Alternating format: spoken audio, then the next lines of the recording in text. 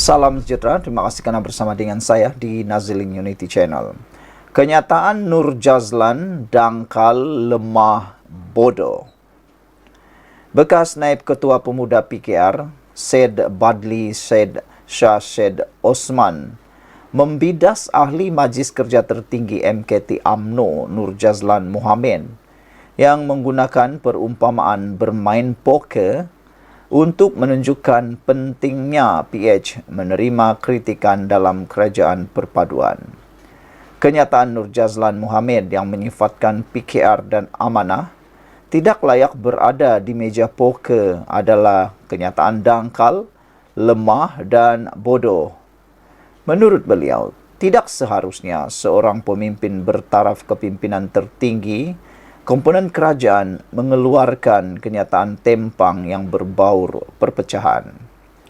Tindakan beliau ini diibaratkan seperti parasit yang berusaha ke arah meruntuhkan kerjasama kerajaan perpaduan, katanya dalam satu kenyataan.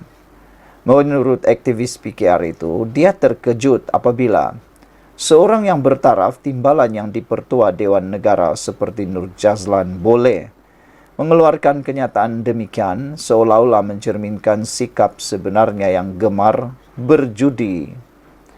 Adakah hari ini kita memiliki timbalan yang dipertua Dewan Negara yang bertaraf taih judi? Adakah ini tahap profesionalisme yang ditunjukkan oleh Nur Jazlan, katanya dalam kenyataan hari ini? Semalam, Nur Jazlan pada hantaran di media sosial menggunakan perumpamaan permainan daun terup atau poker dan beberapa sindiran lain untuk menekankan kepentingan Pakatan Harapan PH menerima cadangan dan teguran agar perbezaan dalam kerajaan perpaduan dapat diselesaikan sebelum pilihan raya umum yang akan datang.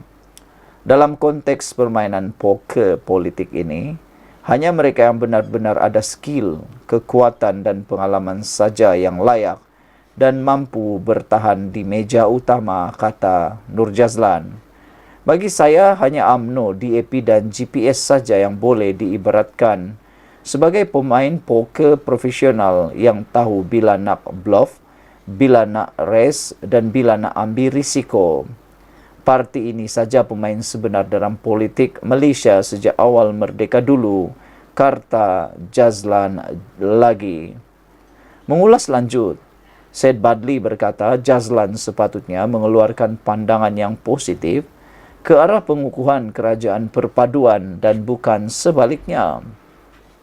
Seharusnya beliau mengeluarkan kenyataan yang lebih positif, menyeru ke arah pengukuhan kerajaan perpaduan kerana hubungan kerjasama antara Pakatan Harapan PH dan UMNO berada di tahap yang terbaik. Justru itu, kata beliau, saya menyeru kepimpinan UMNO untuk mengambil tindakan tegas terhadap Nur Jazlan. Tidak seharusnya pemimpin bersikap parasit seperti ini dibiarkan untuk merencatkan agenda pengukuhan kerajaan perpaduan, kata beliau lagi. Saudara-saudara sekalian, apa komen anda tentang isu kali ini? Isunya memang berat, isunya memang panas, yaitu kenyataan Nur Jazlan dangkal, lemah, bodoh, kata Syed Badli Syed Shah Syed Osman, ahli yaitu bekas Naib Ketua Pemuda PKR. Sekian dulu untuk kali ini. Jangan lupa tinggalkan komen anda. Selamat petang, salam sejahtera. Terima kasih karena bersama dengan saya di Nazilin Unity Channel. Isu dan pendedahan kali ini luar biasa berkait dengan Muhyiddin. Sebelum kita cakap lagi tentang apa yang Muhyiddin dapat hari ini, semalam kita dikejutkan dengan isu rupa-rupanya Muhyiddin mempunyai rancangan untuk menyambut hari ulang tahun perkahwinan beliau dengan istrinya di Uzbekistan. Tentang menyambut hari ulang tahun perkahwinan, itu bukan perkara yang luar biasa. Itu perkara biasa yang kita dengar dan itu hak beliau. Namun yang menjadikan ramai orang geli hati, ramai orang yang tergelak kerana tindakan Muhyiddin, dia lupa bahawa pasportnya kini ditahan oleh mahkamah. Seakan-akan beliau menyangka mudahnya dapat paspor itu walaupun dengan alasan yang remeh. Itu sebabnya pihak mahkamah, hakim menetapkan bahwa paspor itu tidak akan diserahkan kepada Muhyiddin karena itu perkara remeh. Menurut mahkamah atau hakim, Muhyiddin boleh meraihkan hari ulang tahun perkawinan itu di banyak tempat lagi yang ada di Malaysia. Tak perlu keluar negara. Dia boleh healing di tempat sendiri, healing di negara sendiri, healing di rumah sendiri, healing di negeri sendiri. Kenapa? Pertanyaannya, adakah di Malaysia ini tidak ada tempat healing-healing untuk Muhyiddin? Yang ditakuti sebenarnya menurut pihak pendakwaan, mereka takut nanti Muhyiddin mungkin akan melarikan diri, tak balik ke Malaysia lagi, dan netizen pula cuba mengaitkan menantu Muhyiddin dengan Muhyiddin. Kata mereka, jangan-jangan ada perjumpaan sulit antara anak menantu Muhyiddin dengan beliau. Tapi tak tahulah. Walau bagaimanapun, apa yang telah dinyatakan mahkamah, paspor tidak diserahkan.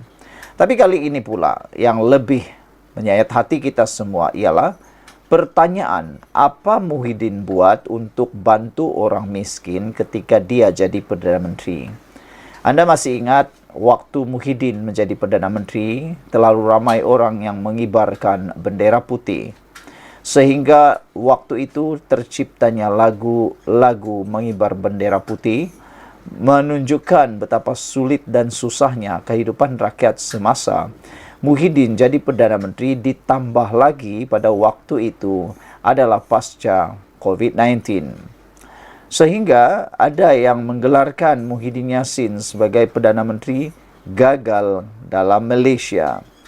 Persoalan apa Muhyiddin buat untuk bantu orang miskin ketika jadi Perdana Menteri adalah persoalan yang amat kritikal dan perlu dijawab dengan segera.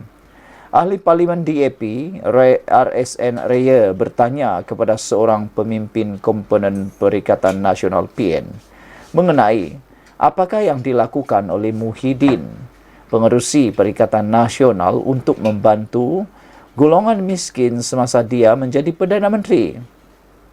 Ahli Parlimen Jelutong itu mengajukan soalan tersebut kepada Timbalan Presiden Parti Rakyat India Malaysia MIPP S. Subramaniam yang semalam berkata adalah berdosa untuk menjadi kaya di bawah kerajaan Madani.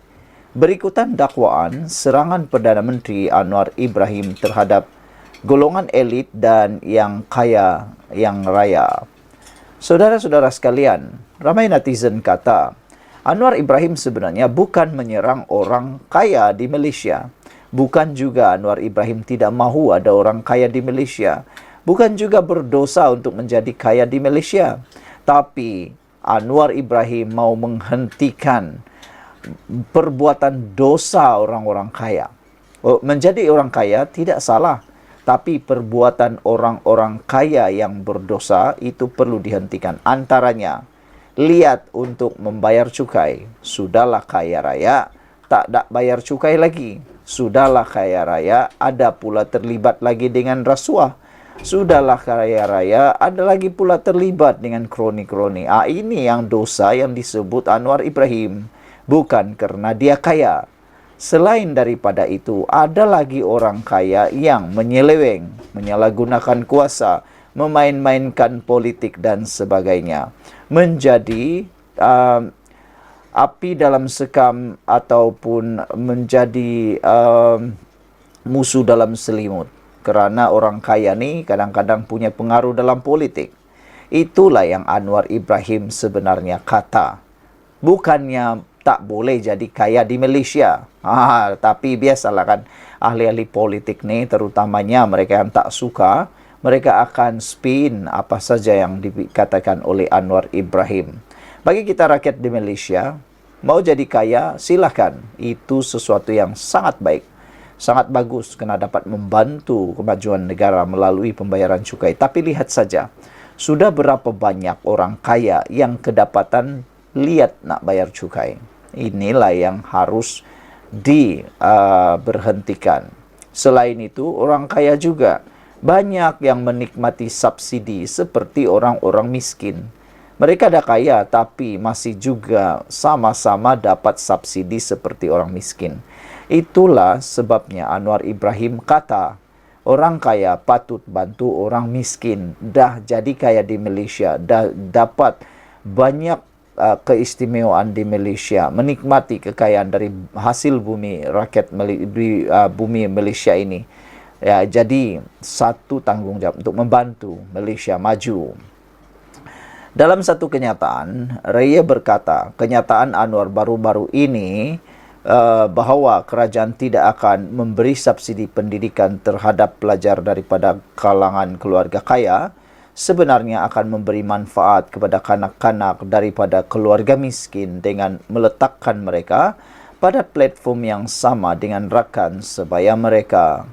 Sudah berapa kali kita mendengar anak-anak daripada keluarga miskin dihalang peluang untuk melanjutkan pelajaran dalam bidang pilihan mereka kerana latar belakang sosio-ekonomi mereka.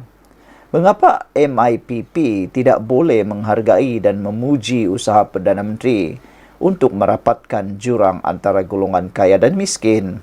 Suara dalam kenyataan di Facebook semalam, Subramaniam mendakwa Anwar menekan golongan elit dan kaya dengan pelbagai dakwaan yang membawa naratif kononnya golongan itu tidak memperdulikan pembangunan kerajaan sejak hari pertama menjadi Perdana Menteri. Mesej Anwar sangat jelas, dosa kalau kamu jadi kaya di bawah pemerintahan beliau, kata Subramaniam. Ini seakan-akan satu perkara yang fitnah kerana apa yang dikata Anwar, dia tak pernah cakap dosa kalau jadi kaya dalam pemerintahan Anwar. Selain kenyataan Anwar mengenai subsidi pendidikan, Subramaniam juga merujuk kepada komen Perdana Menteri mengenai golongan kaya yang tidak layak mendapat subsidi diesel. Raya seterusnya mempersoalkan apakah yang dilakukan oleh Muhyiddin ketika wabak COVID-19 melanda negara dalam tempoh singkat dia menjadi Perdana Menteri. Dakwa Raya, apa yang dilakukan oleh Presiden Bersatu sekadar mengumumkan satu demi satu perintah kawalan pergerakan PKP yang menambahkan lagi kesengsaraan kepada rakyat Malaysia yang sudah terkesan teruk. Rakyat Malaysia masih ingat hari-hari gelap PKP apabila kita semua mengalami pelbagai kesengsaraan selepas tindakan khianat Sheraton Muhyiddin. Kita masih ingat apabila rakyat Malaysia mengibarkan bendera putih di luar rumah mereka jika mereka mahukan bantuan daripada jiran mereka berbanding meminta bantuan daripada kerajaan pintu belakang Muhyiddin, tulis Raya. Raya berkata bukanlah satu kesalahan untuk dilahirkan sebagai golongan kaya, tetapi adalah satu dosa sekiranya tidak membantu golongan miskin mendapat pendidikan. Perikatan Nasional tidak akan faham perkara ini kerana ia adalah gabungan pendosa dan pengkhianat, kata beliau lagi. Ada satu komen dalam ruangan komen di Malaysia Kini berkait isu ini.